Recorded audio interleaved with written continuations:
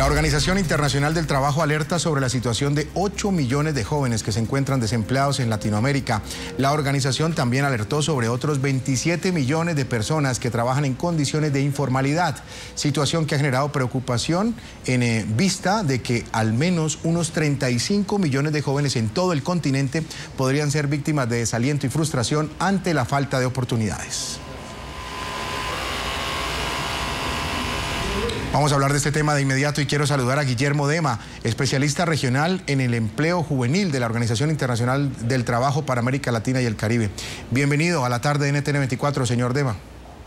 No, encantado de estar con ustedes una vez más. La pregunta sería, ¿cuáles son los factores que han generado estas alarmantes cifras de desempleo en los jóvenes?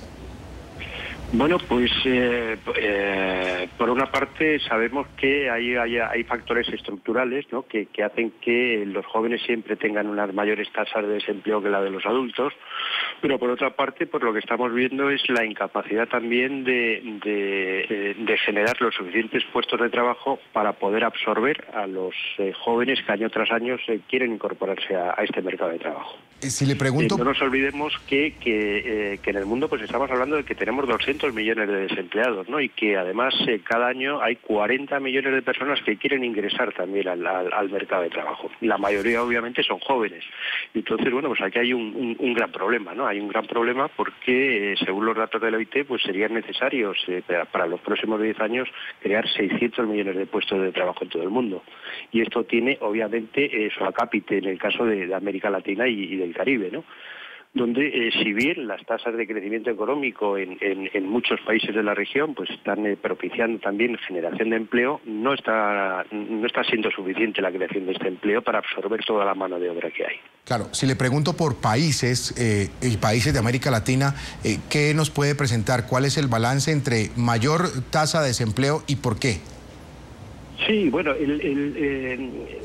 es un poco constante, ¿no? Es un poco constante y la tasa de desempleo, cuando lo vemos, ¿no? Pues tenemos aquí países como Argentina, donde podemos estar hablando de un 12%, países como en el caso de Perú, donde hablamos, para el caso de jóvenes, me refiero, jóvenes entre 15 y 24 años, donde podemos hablar en el caso de Perú de un 9.5%, el caso de México un 9%. Bueno, pero quedémonos que en el tema del desempleo es únicamente, digamos, en la punta del iceberg de un problema mucho mayor, ¿no? Que no solamente debemos fijarnos en ello, sino en la calidad del empleo de la mayoría de los jóvenes que están trabajando, ¿no? Que ahí tenemos, como decimos en el informe de la OIT, cerca de 28 millones de jóvenes que están trabajando, pero lo están haciendo en condiciones de informalidad. ¿Y qué significa esto, no? Pues que son jóvenes que sí, que están trabajando, pero no tienen aportes o no tienen una cobertura de seguridad social, que no están haciendo aportes a sistemas de pensiones, que en la mayoría de los casos son jóvenes que trabajan sin un contrato de trabajo que respalde su actividad. En definitiva, estamos hablando de precariedad en el empleo, ¿no?, que es lamentablemente la mayoría o la mayor parte del empleo que se crea en nuestra región, en América Latina y el Caribe, es empleo informal, ¿no?, para el caso de los jóvenes. 6 de cada 10 puestos de trabajo que se están creando para los jóvenes son en el sector informal de la economía. Es importante también conocer qué han encontrado ustedes con respecto a los gobiernos en América Latina. ¿Quiénes están trabajando como prioridad en esa agenda con el tema de trabajo para jóvenes y quiénes no?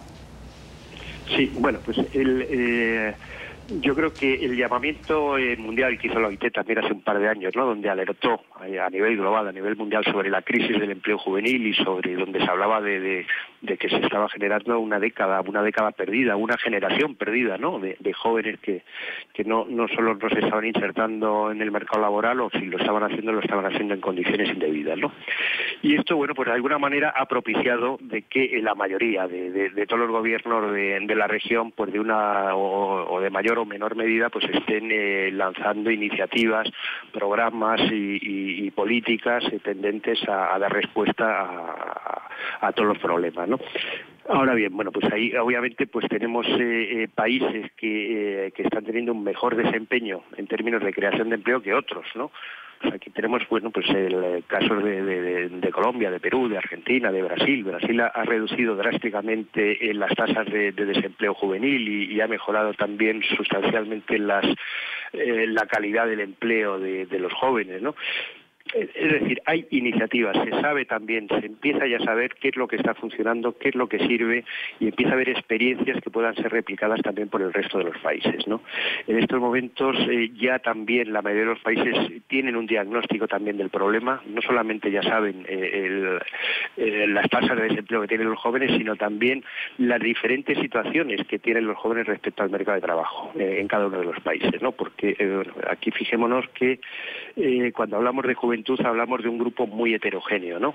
Hablamos de que no es lo mismo hablar de un joven de un suburbio de Buenos Aires que de un joven de Huancavelica en Perú, claro, o de un joven de la Sierra de Cundinamarca en Colombia, ¿no? Sí, ahora, hace poco la Organización Internacional del Trabajo publicó un informe del sector, de lo que estamos hablando aquí en el programa. Y se llaman los NINI, jóvenes que ni estudian ni trabajan en la región. ¿Qué programas implementaron para afrontar esta problemática en la zona? Bueno, pues aquí en esa ocasión en la OIT poníamos un poco la lupa sobre este sector, ¿no? Decíamos que había más de 21 millones de jóvenes en América Latina y el Caribe que no estudiaban ni trabajaban, ¿no? Pero también alertábamos de que no debíamos considerar esos 20 o 21 millones de jóvenes como un todo en conjunto, sino que debíamos ver diferentes particularidades. Ahí alertábamos de que el 70% de estos ninis eran mujeres jóvenes.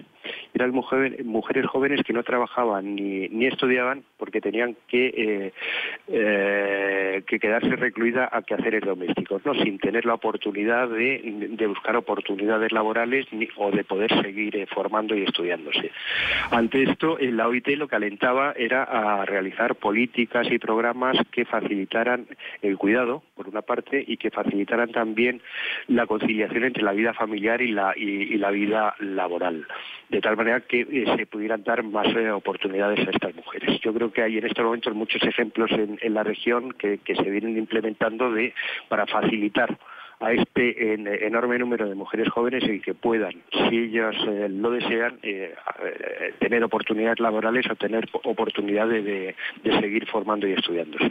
Ahora bien, ahí hablábamos también de otro grupo muy importante, que era también dentro de estos ninis, aquellos jóvenes que efectivamente no estudiaban, no trabajaban, no buscaban empleo y tampoco se dedicaban a quehaceres domésticos, ¿no?